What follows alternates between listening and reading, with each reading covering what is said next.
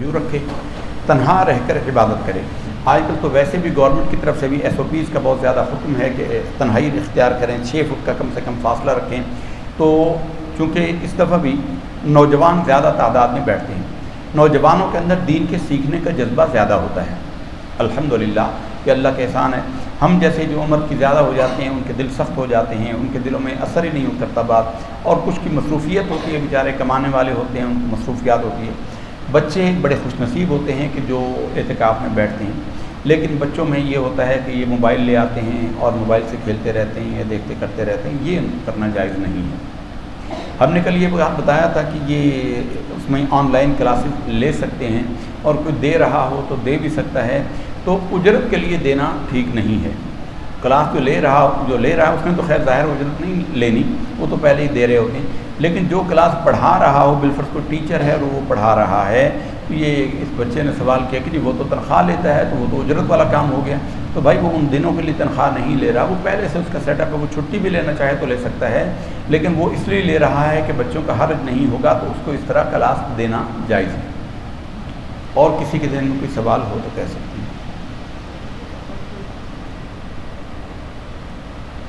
جی فرمائیے۔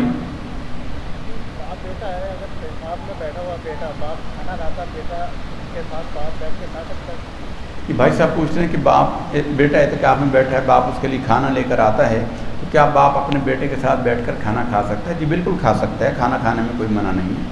کھانا بھی کھا سکتا ہے، کوئی بات کرنا چاہے۔ بہت سارے معتکف، اب تو خیر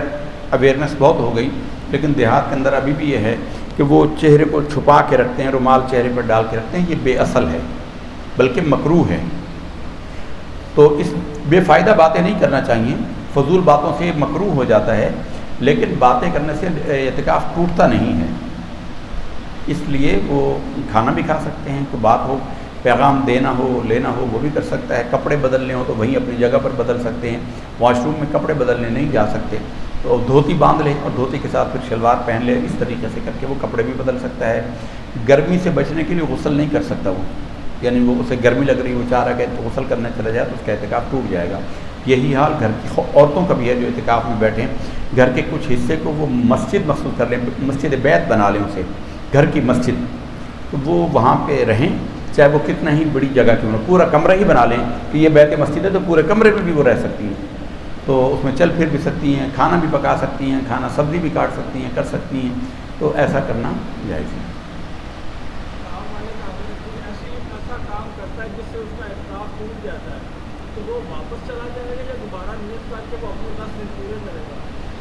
یہ بھائی صاحب پوچھ رہے ہیں کہ اگر کسی کا اعتکاف ٹوٹ جائے، کسی نے ایسا عمل کیا، اعتکاف ٹوٹنے کا ایک صورت تو یہی ہے کہ وہ مسجد سے ایک قدم بھی باہر بلا ضرورت نکل گیا، اس سے اس کا اعتکاف جاتا رہے گا۔ نوجوان بیٹھتے ہیں تو مسئلہ بتانا ہے، تو مسئلے میں بتانے میں یہ ہے کہ اگر لڑکے کو بچے کو احتلام ہو گیا تو اس سے اس کا اعتکاف نہیں ٹوٹے گا اور روزہ بھی نہیں ٹوٹے گا، البتہ اسے غسل فوراً کرنا ہوگا، تو یہ غسل چونکہ فرض ہے اس پر، اس لیے یہ وہ غسل کو کرے، البتہ وہ اپنے نیچے ایسا بستر بچھائے کہ اس کی ناپاکی کا اثر مسجد پہ نہ جائے۔ اعتکاف ٹوٹ گیا مثلاً بے خیالی میں، وہ اچھا اس میں اپنی مرضی کے اختیار نہیں ہے، وہ کنارے پر کھڑا تھا، پھسل گیا، کسی نے دھکا دے دیا، مسجد سے وہ باہر نکل گیا، اس کا اعتکاف ٹوٹ جائے گا۔ بہت سارے لوگ یہ کہتے ہیں کہ یہ اعتکاف میں بیٹھتے ہوئے یہ نیت کر لی جائے کہ میں اگر کوئی فوت ہو جائے گا تو اس کے جنازے کے لیے جاؤں گا، یہ پہلے سے نیت کر لے تو جا سکتا ہے، یہ غلط محض ہے، اور یہ اس کی کوئی اجازت نہیں ہے۔ جو اعتکاف میں ایسا کرے گا اس کا اعتکاف فاسد ہو جائے گا۔ نہانے کے لیے بھی نہیں جا سکتا۔ حضور نبی کریم صلی اللہ علیہ وسلم نے ایک اعتکاف فرمایا تھا، تو آپ صلی اللہ علیہ وسلم کو سر دھلوانے کی ضرورت محسوس ہوئی، تو آپ کا چونکہ حجرہ مسجد سے متصل تھا، آپ صلی اللہ علیہ وسلم مسجد میں لیٹے رہے اور اپنے سر اقدس کو کمرے کے اندر کر لیا، اور ام المؤمنین سیدہ عائشہ صدیقہ رضی اللہ تعالیٰ عنہا نے آپ کے سر اقدس کو دھویا تھا، آپ خود باہر نہیں تشریف لے کر گئے تھے۔ تو اس لیے ایسی حالت جس میں وہ نکلا اس کا اعتکاف ٹوٹ گیا، ایسے میں وہ چاہتا ہے کہ اب مزید وہ اپنا اعتکاف پورا کرے، اس کو قضا دینا ہوگی۔ قضا کا طریقہ یہ ہے کہ وہ ایک روزہ پورا، اگر فرض روزے ہیں تو اسی میں بھی کر سکتا ہے، اور ایک روزہ اور ایک دن رات کا اعتکاف کر لے تو وہ اس کی قضا ہو جائے گی۔ عورت کا بھی یہی ہے کہ عورت اعتکاف میں بیٹھی، اس کے مجبوری کے دن شروع ہو گئے، اس کا اعتکاف ٹوٹ جائے گا، اور چاہے جب وہ رمضان میں ہی پاک ہو جائے تو رمضان میں ہی روزہ تو رکھنا ہی رکھنا ہے، تو 24 گھنٹے کا اعتکاف کر لے تو وہ اعتکاف پورا ہو جائے گا۔ اور اگر روزے گزر جائے تب بھی اس کو 1 دن کا اعتکاف کرنا ہوگا، چاہے اس کے ابھی 9 دن ہی باقی تھے، پہلے ہی دن اس کا اعتکاف ٹوٹ گیا، قضا اسے کرنا ہوگی، چاہے وہ رمضان میں کر لے چاہے بعد رمضان کرے، اور قضا میں یہ ہے کہ وہ 1 روزہ رکھے گا اور 24 گھنٹے کا اعتکاف کرے گا۔ جی یہ جدہ کے اندر 2 رکعت پڑھاتے تھے، یہ کیا نام ہے وطر، ہم یہاں پہ 3 پڑھ رہے ہیں نا، اس میں کیا کچھ؟ یہ بھائی صاحب سوال کر رہے ہیں کہ جدہ میں وہاں کے لوگ 2 رکعت وطر پڑھاتے ہیں اور ہم یہاں 3 پڑھتے ہیں، تو یہ کیا وجہ ہے؟ 2 رکعت وہ نہیں پڑھاتے، وہ 3 ہی رکعت پڑھاتے ہیں، اور 2 رکعت پڑھ کر سلام پھیرتے ہیں اور اس کے بعد 1 وطر پڑھتے ہیں۔ وطر کا لفظی معنی ہی طاق ہوتا ہے، جوڑا 2 4 6 8 یہ جوڑا کہلاتا ہے، جفت کہلاتا ہے، اور 1 3 5 7 9 یہ وطر کہلاتے ہیں۔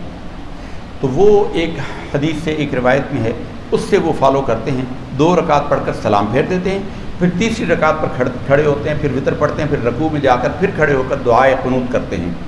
اللہم اہدنا فیمن ہدیت وعافنی فیمن عافیت وتولنی۔ تو ان کے ہاں بھی 3 ہی ہوتے ہیں۔ وطر کا مطلب ہی طاق ہوتا ہے، 2 ہو ہی نہیں سکتے وطر 1 کا تو ہے لیکن 3 کا نہیں ہے۔ وہ 2 پڑھ کے سلام پھیرتے ہیں اور تیسری میں پھر وہ دعائے قنوت والا ایک سلام کے ساتھ وہ کرتے ہیں۔ 2 رکعت وطر ہو ہی نہیں سکتا، لفظ کے ہی خلاف ہے۔ وہاں پہ رہے نا تو ہمیں 2 ہی وہ پڑھا، بس وہ آپ کو کیا تھا لیکن میں مطمئن نہیں ہوا اس بات پہ۔ وہ اب معلوم نہیں وہاں کیا صورتحال پیش ہوئی۔ وطر 3 ہی ہوتے ہیں، وطر کا لفظی معنی ہی 3 ہے۔ وطر اللہ وطر، اللہ وطر ہے یعنی طاق ہے۔ حضور نے فرمایا کہ اللہ طاق ہے، اللہ وطر، اللہ وطر ہے، بس تم طاق چیزیں کھایا کرو، 3 کھجوریں 5 کھجوریں 7 کھجوریں کھایا کرو۔ اس چیز کو جو 3 5 7 ہوتے ہیں،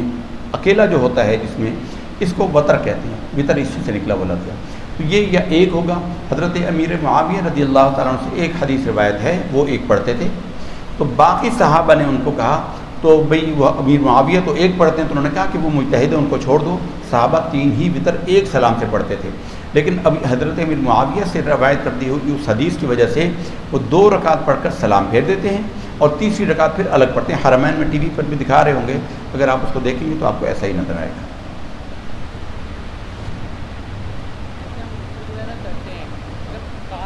پانی چلے جائے کیا اس سے بھی روزہ ٹوٹ جاتا ہے؟ وضو میں پانی غسل میں کان میں پانی کا اندر چلا جائے، غسل میں پانی چلا جائے کان کے اندر، کان کا پردہ اگر پھٹا ہوا ہے، کان کے پردے میں سوراخ ہے اور اس میں پانی چلا جائے تو روزہ ٹوٹ جائے گا۔ اگر پردہ پھٹا ہوا نہیں ہے اور کان میں دوائی ڈالی یا پانی چلا گیا تو اس سے روزہ نہیں ٹوٹتا، لیکن اگر کان کے پردے میں سوراخ ہے جس سے یہ ہے کہ پانی دماغ کی طرف یا پیٹ کی طرف چلا جائے گا تو اس سے روزہ ٹوٹ جائے گا۔ آنکھ میں دوائی ڈالنے سے اگرچہ حلق میں دوائی کا اثر پہنچتا ہے، یہ ہمارا تجربہ ہے، یوں ہی سرما ڈالنے سے بھی آپ ڈالیں تو حلق کے اندر تھوکنے سے سرما آتا ہے، لیکن چونکہ حدیث صحیح سے ثابت ہے کہ نبی صلی اللہ علیہ وسلم روزے میں آنکھ میں سرما ڈالتے تھے، اس لیے وہ چاہے اس سرمے کا اثر یا دوائی کا ذائقہ بھی حلق میں آ جائے، بندہ اس کو باہر نکال دے، اس سے روزہ نہیں ٹوٹتا۔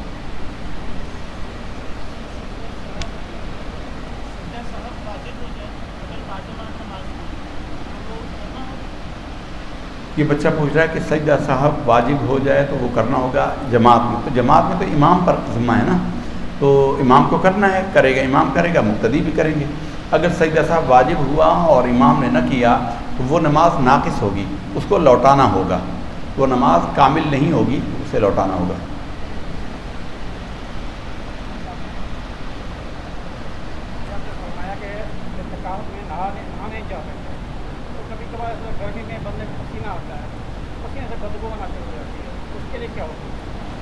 بھائی صاحب پوچھ رہے ہیں کہ گرمی میں پسینہ آتا ہے، بدبو پیدا ہو جاتی ہے، کچھ ہو جاتا ہے، تو ایسے میں کیا ہے؟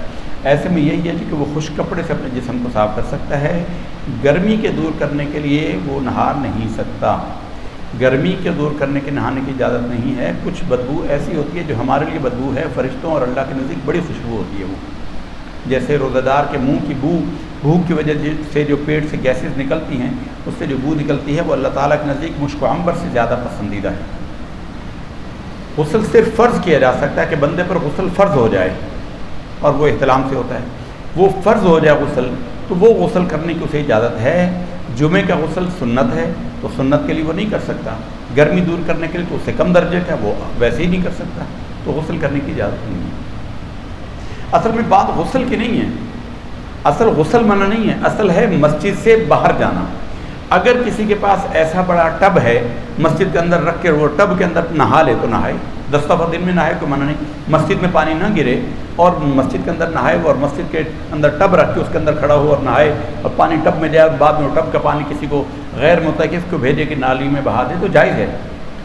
یہ فرق یاد رہے، مطلب نہانا منع نہیں ہے، مسجد سے بلا ضرورت باہر جانا منع ہے۔ غسل خانے مسجد سے خارج ہوتے ہیں، یہ مسجد کے اندر داخل، آپ واش روم گئے، واش روم بند ہیں، انگیج ہیں، اور وہ لوگ بیٹھے ہیں تو وہ لوگ وہاں کھڑے ہو کر آپ نہیں کھڑے ہو سکتے اور وہاں انتظار نہیں کر سکتے، آپ کو واپس مسجد میں آنا، جب وہ نکلے گا تو اس وقت آپ جائیں، اگر آپ وہاں کھڑے رہے تو آپ کا اعتکاف ٹوٹ جائے گا۔ یوں ہی بہت سارے لوگوں کو سگریٹ پینے کی عادت ہوتی ہے، وہ واش روم میں جائیں، ان کو پخانا نہیں ہوتا جب تک کہ وہ سگریٹ نہ پئیں، تو وہ واش روم میں بیٹھے ہیں، جتنی دیر ان کے بیٹھنے کی حاجت ہے اتنی دیر میں اگر وہ سگریٹ پئیں تو ٹھیک ہے، کوئی حرج نہیں، لیکن اگر وہ صرف سگریٹ پینے کے لیے بیٹھے رہیں گے تو ان کا اعتکاف جاتا رہے گا۔ اعتکاف کی اسپرٹ یہ ہے کہ مسجد سے آپ باہر جا نہیں سکتے بلا ضرورت شرعیہ، بس مسجد میں نہا سکتے ہیں، اگر وہ ٹب رکھ لے تو 10 دفعہ نہائیں، بارش ہو گئی آپ کی خوش قسمتی سے، سین میں دل کھول کے نہائیں، جتنا مرضی نہائیں کو منع نہیں، یہ نہانا منع نہیں، مسجد سے باہر جانا نہیں۔ اللہم صلی وسلم وبارک علی عبدک ورسولک وصلی علی المؤمنین والمؤمنات والمسلمین والمسلمات۔ اللہم ربنا ظلمنا انفسنا وإن لم تغفر لنا وترحمنا لنکونن من الخاسرین۔ اللہم ربنا آتنا فی الدنیا حسنۃ وفی الآخرۃ حسنۃ وقنا عذاب النار۔ اللہم ربنا لا تؤاخذنا ان نسینا واخطأنا،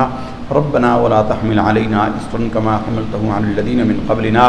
ربنا ولا تحملنا ما لا طاقة لنا به، واعف عنا واغفر لنا وارحمنا، أنت مولانا فانصرنا على القوم الكافرين برحمتك يا رب۔